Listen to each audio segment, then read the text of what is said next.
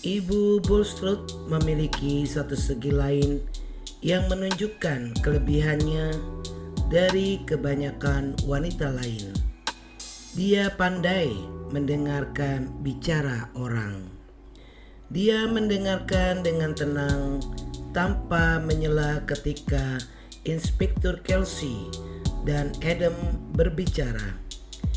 Dia bahkan tidak mengangkat alisnya.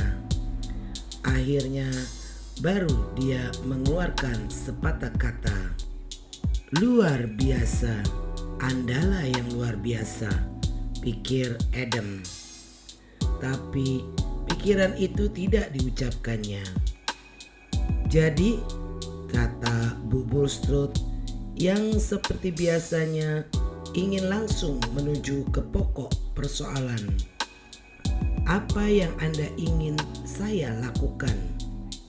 Inspektur Kelsey meneguk liurnya. Begini katanya, kami merasa bahwa Anda harus diberi penjelasan sejelas-jelasnya demi kepentingan sekolah ini. Ibu Bulstrode mengangguk. Tentu, katanya. Sekolahlah yang menjadi pikiran saya yang utama. Memang seharusnya demikian. Saya bertanggung jawab atas pemeliharaan dan keselamatan siswi-siswi saya. Dan pada tahap kedua terhadap staf pengajar saya. Dan saya ingin menambahkan bahwa bila pemberitaan tentang kematian Ibu Springer itu bisa ditekan sesedikit mungkin, akan lebih baik bagi saya. Itu memang suatu anggapan yang egois. Meskipun menurut saya, sekolah saya sudah dengan sendirinya penting. Bukan hanya bagi saya sendiri.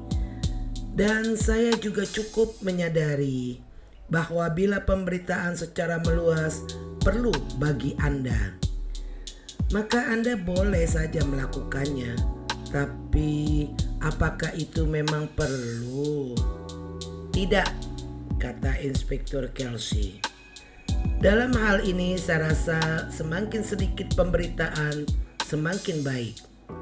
Dan kami akan memberikan kesan seolah-olah kami menduga bahwa ini adalah suatu peristiwa biasa. Kejahatan anak-anak muda atau kenakalan remaja menurut istilah sekarang.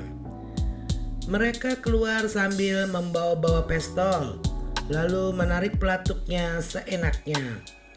Biasanya mereka menggunakan pisau lipat, tetapi beberapa di antara remaja itu berhasil memiliki senjata api. Ibu Springer telah membuat mereka terkejut. Mereka lalu menembaknya. Begitulah yang ingin saya beritakan. Jadi kita bisa bekerja dengan tenang. Tak ada lagi yang bisa diperbuat oleh pers. Tapi Meadowbank ini terkenal. Jadi itu saja sudah tentu merupakan berita. Dan pembunuhan di Meadowbank ini akan merupakan berita hangat. Saya rasa saya akan bisa membantu Anda dalam hal itu, kata Ibu Bulstrode dengan tegas. Saya bukannya tidak punya pengaruh di kalangan atas. Dia tersenyum lalu menyebutkan beberapa nama, di antaranya nama-nama itu termasuk pula Menteri Dalam Negeri, 2 orang raja surat kabar, seorang uskup, dan Menteri Pendidikan. Saya akan berbuat sebisa saya. Dia menoleh kepada Adam. Setujukah Anda? Cepat-cepat Adam berkata. Ya tentu. Kami menyenangi hal-hal yang dilakukan dengan baik dan diam-diam. Apakah Anda akan terus menjadi tukang kebun saya? Tanya Ibu Bulstrode. Bila Anda tidak berkeberatan. Dengan demikian, saya akan lebih mudah bergerak kemanapun saya mau, dan saya akan bisa mengawasi segala-galanya. Kali ini alis mata Bu Bulstrode naik. Saya harap Anda tidak berharap akan terjadi pembunuhan lagi. Oh tidak. Saya senang. Saya rasa sekolah manapun juga tidak akan bertahan kalau ada 2 pembunuhan dalam satu semester. Pandangannya beralih ke Kelsey. Apakah Anda dan anak buah Anda sudah selesai dengan pavilion olahraga? Rasanya canggung bila kami tidak bisa menggunakannya. Kami sudah selesai, tempat itu bersih. Tak ada apa-apanya. Maksud saya dari segi pandangan kami. Dengan alasan apapun pembunuhan itu telah dilakukan. Tak ada satupun di situ kini yang bisa membantu kami. Tempat itu tak lebih dari sebuah pavilion olahraga dengan alat-alat olahraga yang biasa. Tak ada apa-apa dalam lemari kecil para siswi. Inspektur Kelsey tersenyum. Ya, segala tetek bengek. Salinan sebuah buku yang berbahasa Prancis berjudul Candide, lengkap dengan lukisannya. Itu buku mahal. Oh, kata Bu Bulstrode. Jadi di situ rupanya dia menyimpannya. Giselle de Aubray. Saya rasa bukan? Rasa hormat Kelsey terhadap Bu Bulstrode bertambah. Tidak banyak yang tidak Anda ketahui, Ibu, katanya. Dia memang tidak menjadi rusak karena buku Candidate, kata Bu Bulstrode. Itu sebuah buku klasik. Tapi kalau ada yang porno, saya sita. Sekarang saya akan kembali pada pertanyaan saya yang pertama. Anda telah melegakan pikiran saya mengenai pemberitaan tentang sekolah ini. Adakah suatu cara di mana sekolah ini akan membantu Anda? Apakah saya bisa membantu Anda? Untuk saat ini belum ada. Satu-satunya yang dapat saya tanyakan adalah apakah ada sesuatu yang telah menimbulkan kesulitan Anda dalam semester ini?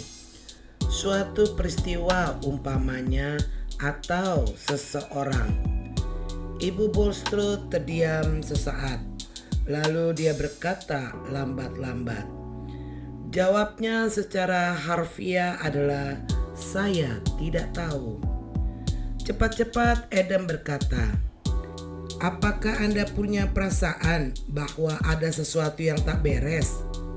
Ya, hanya itu saja. Perasaan itu tak pasti. Saya tak bisa menuding sesuatu atau seseorang. Kalau tidak, dia diam sebentar, lalu berkata lagi. Saya merasa waktu itu bahwa saya telah kehilangan sesuatu yang sebenarnya tak boleh hilang. Coba saya terangkan. Diceritakannya secara singkat peristiwa kecil dengan Nyonya Upjohn dan kedatangan Lady Veronica yang mendadak dan tidak menyenangkan. Adam merasa tertarik.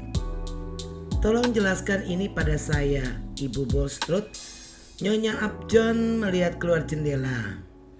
Jendela depan yang memberikan pandangan ke jalan masuk. Dan dia mengenali seseorang. Itu tak berarti apa-apa. Siswi Anda ada lebih dari 100 orang. Dan tak ada kemungkinan lain kecuali Nyonya Upjohn telah melihat salah seorang dari orang tua murid atau keluarga yang dikenalinya. Tapi Anda yakin benar bahwa dia terkejut waktu mengenali orang itu. Bahkan dia sama sekali tidak menyangka akan bertemu dengan orang itu di Meadowbank. Ya, itulah tepatnya kesan yang saya peroleh. Lalu melalui jendela yang memberikan pandangan ke arah sebaliknya, Anda melihat ibu salah seorang siswi dalam keadaan marah-marah. Dan hal itu mengalihkan sama sekali perhatian Anda dari apa yang dikatakan oleh Nyonya Upjohn. Bu Bulstrode mengangguk. Apakah dia berbicara beberapa menit lamanya? Ya.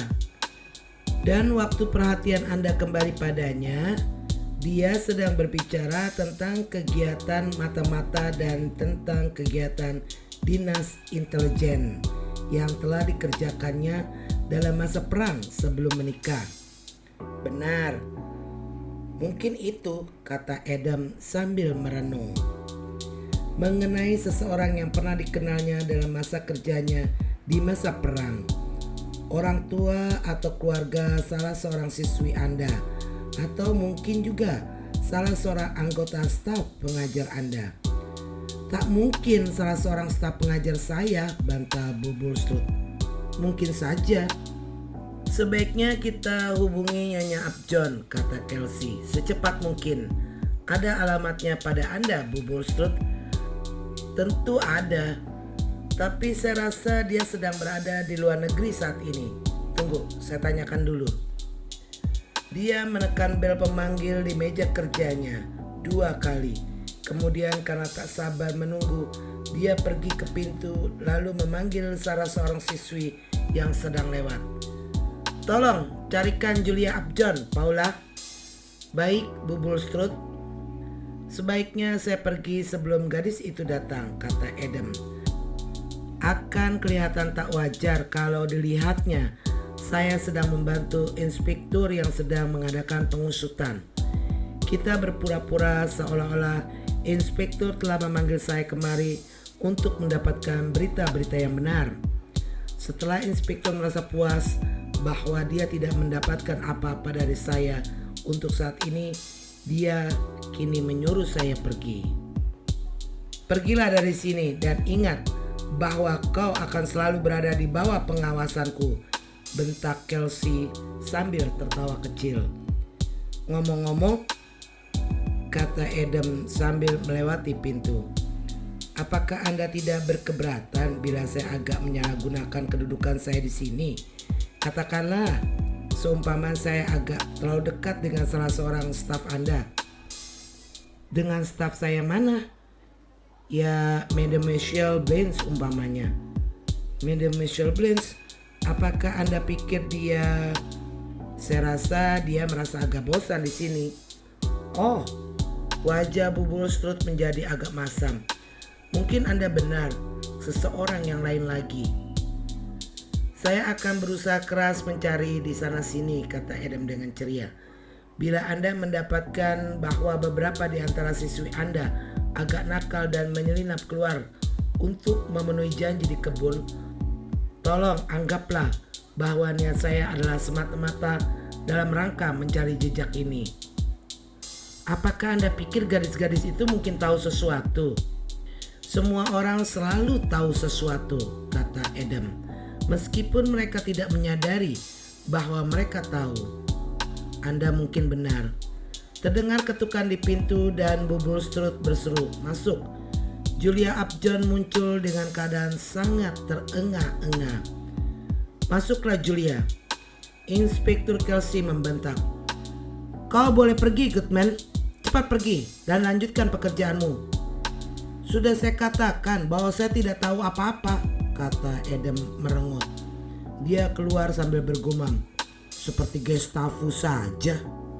"Maafkan saya terengah-engah begini, Bu Bulstrode." Julia meminta maaf.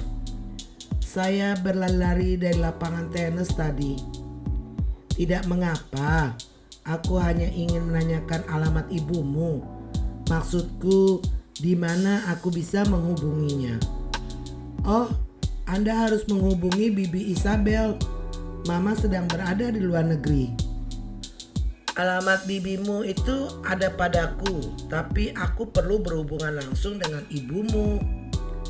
"Saya tidak tahu bagaimana caranya," kata Julia sambil mengerutkan alis. "Mama pergi ke Anatolia naik bis." "Naik bis?" tanya Bu Bulstrode terkejut. Julia mengangguk kuat-kuat. "Mama suka yang seperti itu," Julia menjelaskan. "Lagi pula cara itu murah sekali. Agak tidak nyaman memang, tapi Mama tidak peduli. Menurut perhitungan saya, dia akan berada di Van kira-kira 3 minggu lagi." "Oh, begitu. Ya, coba ingat-ingat Julia. Pernahkah ibumu berkata padamu bahwa dia telah bertemu dengan seseorang di sini. Seseorang yang pernah dikenalnya dalam masa dinasnya di masa perang. Tidak, Bu Bulstrode. Saya rasa tidak pernah. Saya yakin tidak pernah. Ibumu dulu bekerja pada dinas intelijen, bukan? Iya, agaknya Mama sangat mencintai pekerjaannya itu. Bagi saya sama sekali tidak menarik. Dia belum pernah meledakkan sesuatu atau sampai tertangkap oleh Gestapo, atau sampai dicabuti kuku-kuku jari kakinya, atau semacamnya. Dia bekerja di Swiss, kalau tidak salah, atau mungkin Portugal. Julia menambahkan dengan nada minta maaf.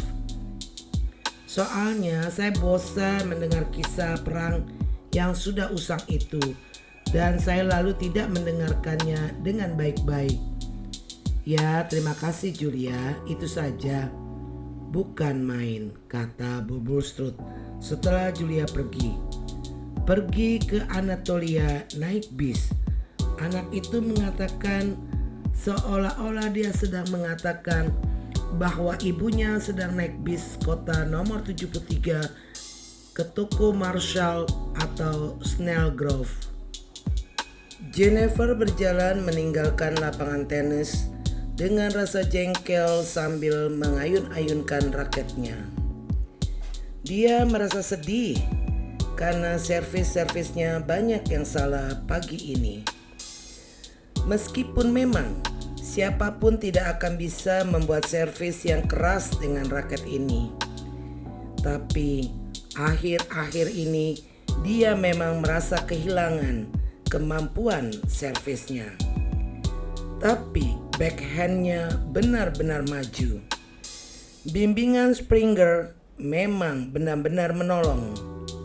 Dalam banyak hal memang sayang bahwa Springer sudah meninggal.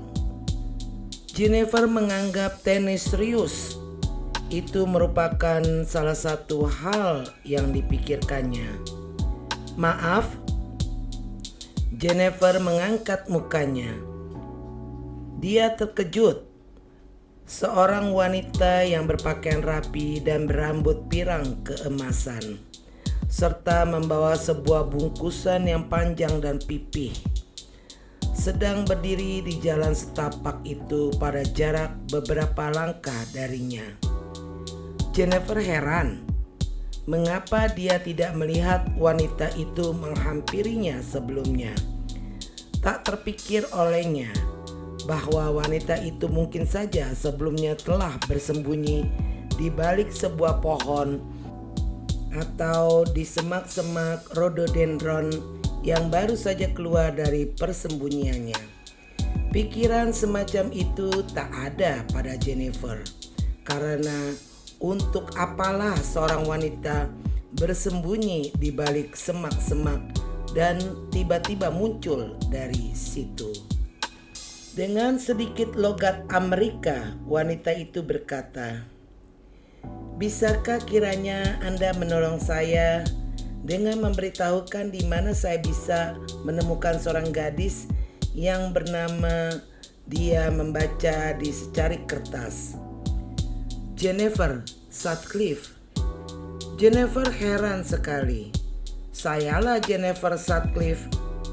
Wah, aneh sekali. Ini benar-benar suatu kebetulan. Dalam sebuah sekolah seluas ini, di mana saya mencari seorang gadis, dan saya bertanya pada gadis itu sendiri. Padahal, kata orang, hal semacam itu tak pernah terjadi. "Saya rasa terjadi juga sekali-sekali," kata Jennifer tanpa merasa tertarik. "Siang ini saya datang untuk makan siang dengan beberapa orang teman di sini," wanita itu melanjutkan. "Dan kemarin dalam suatu pesta saya kebetulan mengatakan tentang rencana kedatangan saya kemari. Lalu bibi Anda, atau apakah dia itu ibu baptis Anda?" Buruk benar ingatan saya ini. Beliau menyebutkan namanya, tetapi itu pun saya lupa. Tapi pokoknya dimintanya saya datang kemari dan membawakan sebuah raket tenis baru untuk Anda. Katanya Anda pernah memintanya. Wajah Jennifer jadi berseri. Rasanya seperti suatu mukjizat saja, tak lebih dari itu. Dia tentu ibu baptis saya, Nyonya Campbell. Saya menyebutnya Bibi Gina. Dia pasti bukan Bibi Rosamund. Dia tak pernah memberi saya apa-apa kecuali 10 siling dengan berat hati pada hari Natal. Nah, sekarang saya ingat, itulah namanya Campbell. Diulurkannya bungkusan itu. Jennifer menerimanya dengan senang hati. Bungkusannya tidak terlalu rapat. Jennifer memekik gembira waktu raket itu muncul dari bungkusannya. "Aduh, hebat sekali," teriaknya. "Benar-benar bagus. Saya memang menginginkan raket baru. Kita tak bisa main dengan baik tanpa raket yang baik." "Ya, saya rasa memang begitu. Terima kasih Anda telah mengantarkannya," kata Jennifer dengan rasa terima kasih. "Ah, sama sekali tidak menyusahkan. Hanya saya akui bahwa saya merasa agak malu. Saya selalu merasa malu bila berada di sebuah sekolah. Begitu banyak gadis. Oh iya, ngomong-ngomong, saya juga diminta untuk membawa kembali raket tua Anda." Dipungutnya raket yang tadi dijatuhkan Jennifer. "Bibi Anda, bukan, ibu baptis Anda, mengatakan bahwa dia akan menyuruh mengganti senarnya. Agaknya itu memang perlu sekali ya."